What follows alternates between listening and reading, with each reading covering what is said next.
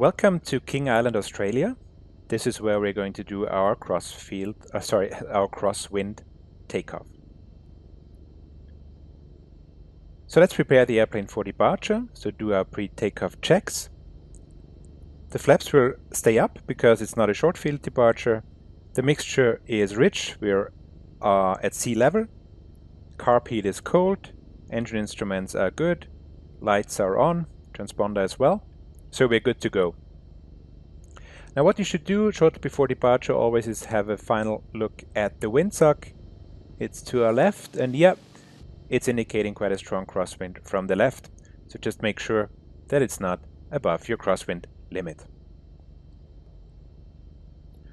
Alright, then just let's review the procedure. During the takeoff wall, I will have my aileron deflected into the wind. And less as I get faster, because it will get more effective. You also have to keep in mind the weather waning tendency of the airplane, meaning that the nose will tend to turn into the wind, so to the left today. And also we have the propeller effects that are also turning the nose to the left. We've discussed them in the normal takeoff lesson.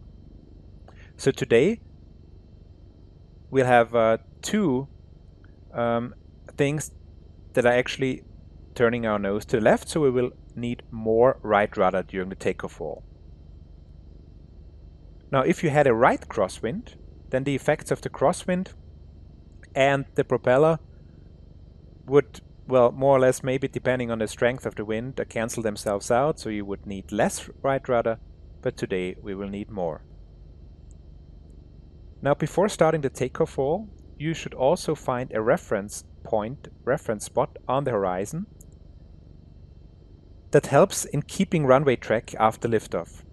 Because after liftoff you will drift to the right because of the crosswind, so you will need to turn the nose into the wind, establish a crab angle. And if you have a reference point on the horizon that is exactly in the direction of the runway, then this will help.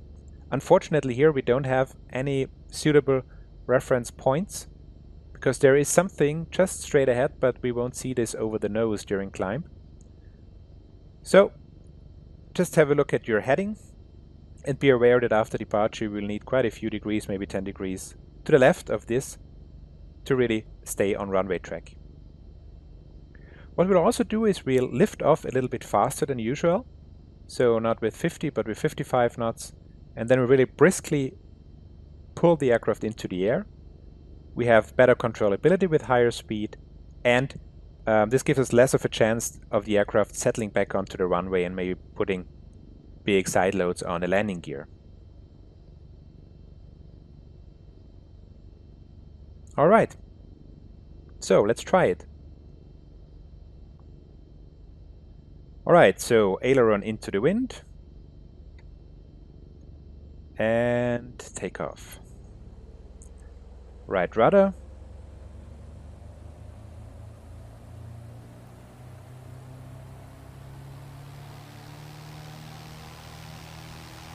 Less and less left aileron as we're getting faster. Then at 55 knots rotate. And establish a drift angle.